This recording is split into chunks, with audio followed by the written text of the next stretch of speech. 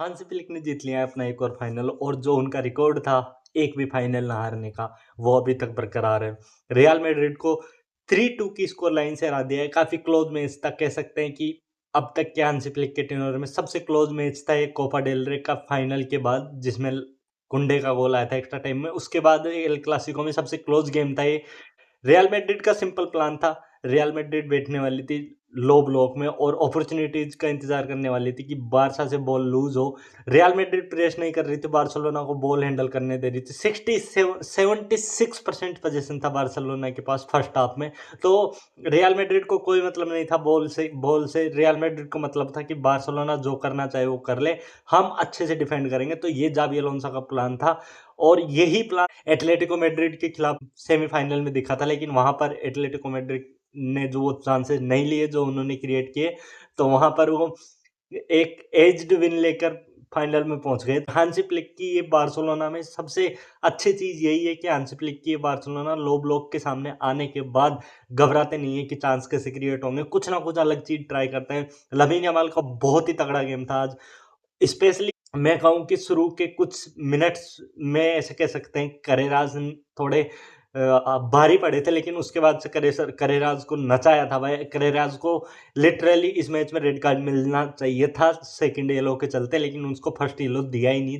Referee थोड़ा ऐसा लग रहा था कि भाई वो पार्टी के मूड में था कि मैं कोई मतलब नहीं है, मुझे यहाँ पर क्रेजी थिंग्स हो, मुझे घंटा फर्क नहीं पड़ता, मैं विसल नहीं बजाऊंगा, ना ही मैं एडवांटेज दूंगा बार्सिलोना को। और एडवांटेज देकर अगले ही second Real Madrid ball win कर लेती है तो मैं फ्री किक भी नहीं दूंगा बार्सिलोना को, ना ही मैं एक्स्ट्रा टाइम, ना ही मैं फर्स्ट हाफ को एंड करना चाहता। और रेफरी का एक टाइम ये था कि क्यों ही एंड करना है फर्स्ट हाफ को, फर्स्ट हाफ में ही कर लेते हैं ना, पूरी 45 मिनट और खिला देते हैं, 90 मिनट फर्स्ट हाफ में ही खेल लेते हैं। 3 मिनट का एक्स्ट्रा टाइम मिला था उसको, वो 52 52 मिनट तक ले गया था। तो रेफरी के मेरे हिसाब से वहां पर कुछ समझ में नहीं आया कि ये इतना टाइम किस में वेस्ट हो गया। भाई मान लिया 2 गोल हुए, 1 मिनट दे देता, 2 मिनट दे देता भाई, 6 मिनट एक्स्ट्रा कौन देता है? तीन का double, just double 7 minute extra दिया है। 52 मिनट तक गेम चला है, 45 से लेके 52 पे 3 minute extra time, 4 minute extra time किस चीज का था? वो उस एक्स्ट्रा टाइम की वजह से बार्सिलोना ने गोल कंसीड किया।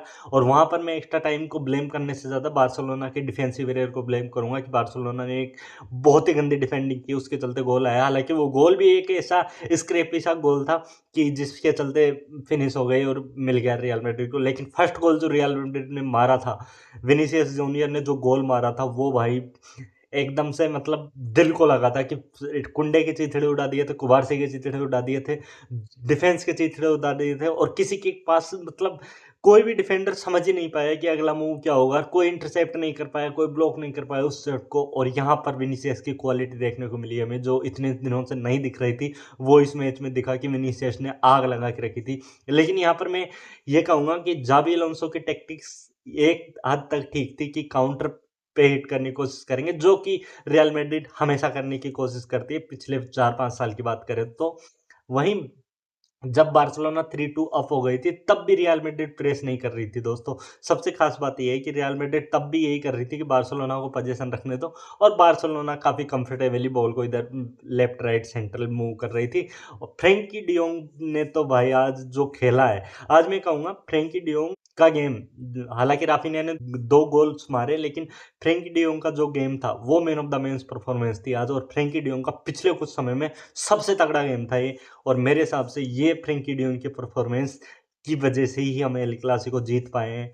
पिछले एल क्लासिको में हमारे मिडफील्ड में खाली खाली सा लगा था, दोनों मिडफील्डर्स की परफॉर्मेंस अच्छी नहीं थी, राफिनिया नहीं थे, तो हमें इंटेंसिटी लैक कर रहे थे, हम मैच नहीं कर पा रहे थे, चांसेस क्रिएट नहीं कर पा रहे थे, तो हम उस एल क्लासिको में आ रहे थे। लेकिन हमने जब फाइनल जब हमने इस मैच में दिखाया कि जब राफिनिया होता है, हमारी मिडफील्ड होती है, तो हम क्या कर सकते हैं किसी भी टीम के साथ में। और रियल मैड्रिड की ये टीम जो कि काफ़ी सॉलिड डिफेंसिवली सेटअप में बैठने के बाद टीमों को हर्ट कर रही थी, उसको हमने तोड़ के रख दिया आज। तो फ्रेंकी डियोंग का तगड़ा गेम था। और रियल मैड्रिड के पास चांसेस बार्सिलोना के पास भी थे। रशफोर्ड का चांस तो पता नहीं रशफोर्ड ने क्या सोच के उस शॉट को वाइड मार दिया। शॉट ऑन टारगेट भी नहीं मारा भाई। टिबू कोर्टवा सेव कर लेता, कोई दिक्कत नहीं है भाई। टारगेट पे तुम्हारा 1v1 है, तू पूरा खेत खाली है तेरे पास, और क्या चाहिए तुझे सेट करने के लिए।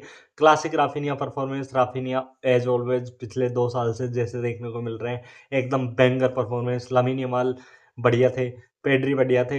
एरिक गार्सिया काफी सॉलिड लगे। एरिक गार्सिया काफी अग्रेसिव डेस्ट्रॉइड सेंटर बैक की तरह खेल रहे थे कि बॉल के लिए झपट्टा मार देंगे, जैसे ही बॉल आगे आएगी झपट्टा मार के छीन लेंगे। हालांकि एक दो मिसप्लेस पास भी हुए एरिक गार्सिया से, लेकिन ओवरऑल एरिक गार्सिया का गेम बढ़िया था। डिफेंसिवली कुंडे मुझे आज बिल्कुल खत्म लगे। कुंडे ऑल ओवर द प्लेस थे।